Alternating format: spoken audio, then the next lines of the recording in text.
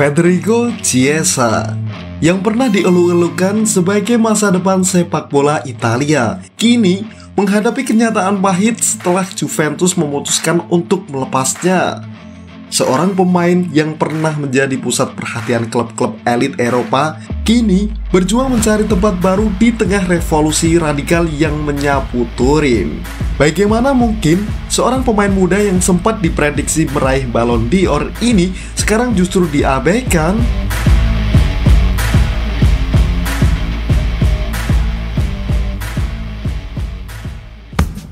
Karir gemilang yang menyusut. Pada usia 22 tahun, Federico Chiesa berada di puncak karirnya saat ia bersinar di Euro 2020. Sebagai pemain yang baru saja menjalani musim debut yang gemilang di Juventus, masa depan cerah sudah menantinya. Banyak pengamat, termasuk mantan pelatih Italia Roberto Mancini, memperkirakan bahwa Chiesa akan menjadi salah satu kandidat peraih Ballon d'Or dalam beberapa tahun ke depan. Namun, setelah momen gemilang di Wembley pada musim panas 2021, karir Chiesa mengalami penurunan drastis. Pemain yang diharapkan memimpin era pasca Cristiano Ronaldo di Juventus kini tidak lagi dianggap sebagai bagian penting dari skuad. Pelatih baru Juventus, Thiago Motta, yang menggantikan Massimiliano Allegri, tampaknya tidak melihat Chiesa sebagai bagian dari rencananya untuk musim mendatang.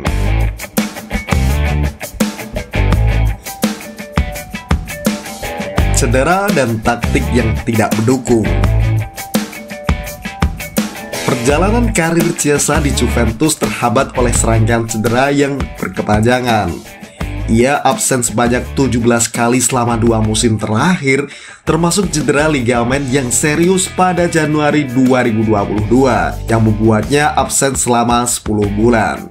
Cedera ini tentu berpengaruh besar pada penampilannya, tetapi faktor lain yang tidak kalah signifikan adalah taktik negatif yang diterapkan oleh Massimiliano Allegri. Chiesa mencetak 14 gol pada musim pertamanya di Juventus, tetapi sejak saat itu produktivitasnya menurun tajam, hanya mencetak 18 gol dalam 2 musim berikutnya. Gaya permainan Allegri yang defensif dan seringkali membatasi kreativitas para pemainnya membuat Chiesa merasa terkungkung. Ia sering ditempatkan di posisi yang tidak ideal, baik sebagai penyerang tengah atau pemain sayap yang dituntut untuk fokus pada tugas defensif. Akibatnya, ia seringkali terlihat frustasi dan tidak mampu menunjukkan potensi penuhnya.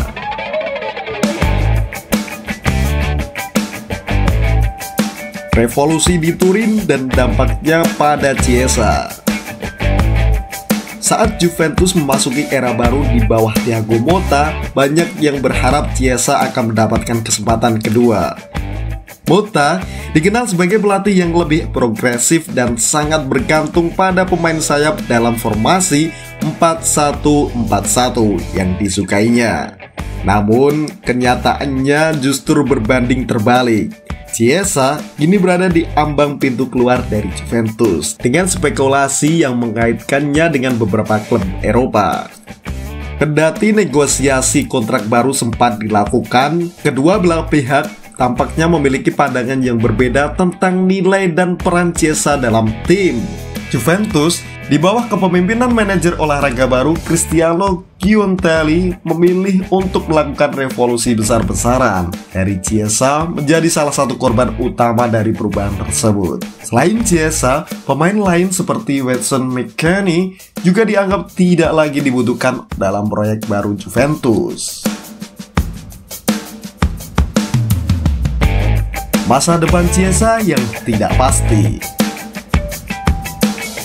Chiesa kini dihadapkan pada kenyataan pahit bahwa ia harus mencari klub baru.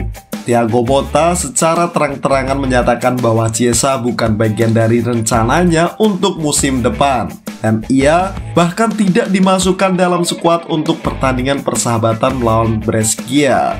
Situasi ini membuat Chiesa berada dalam posisi sulit, terlebih lagi karena tidak banyak klub papan atas yang menunjukkan minat serius untuk merekrutnya. Roma disebut-sebut sebagai salah satu tujuan potensial bagi Chiesa, tetapi keterbatasan dana di Stadio Olimpico membuat transfer ini tampak sulit terwujud. Lebih buruk lagi, ada spekulasi bahwa Chiesa mungkin menolak meninggalkan Juventus sekarang demi bergabung dengan rival abadi mereka, Inter Milan, dengan status bebas transfer musim panas mendatang. Juventus tentu ingin menghindari skenario ini dan mungkin akan mencoba menjualnya dengan harga murah sebelum bursa transfer ditutup.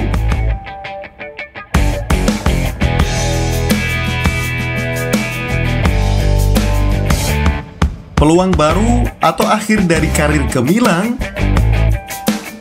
Dengan harga yang diperkirakan sekitar 20 juta euro, Chiesa bisa menjadi pembelian yang menguntungkan bagi klub yang berani mengambil resiko.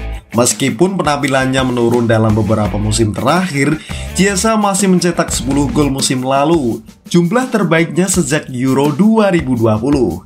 Ia juga tetap menjadi pemain yang paling banyak menciptakan peluang dan menyelesaikan dribble di Juventus.